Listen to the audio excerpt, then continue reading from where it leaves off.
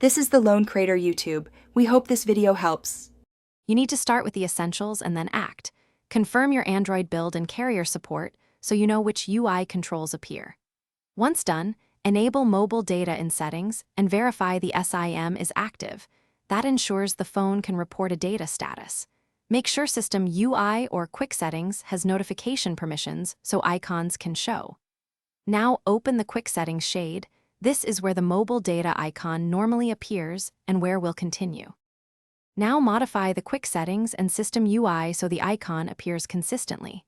Pull down the shade twice and tap Edit to add the mobile data tile. This forces the system to display its icon in the status bar when active. On some manufacturer skins, go to Network and Internet then SIMs to toggle icon visibility. This controls whether the carrier indicator shows.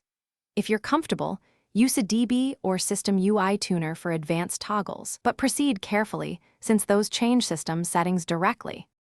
Finish by verifying the change and solving common failures. Restart the phone to reload System UI and carrier services so the icon appears.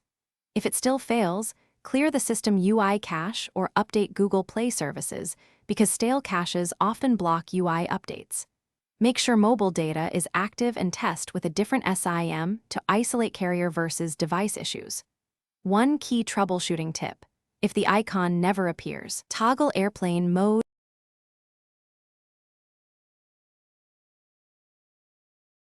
Thanks for watching. Consider subscribing if we helped you.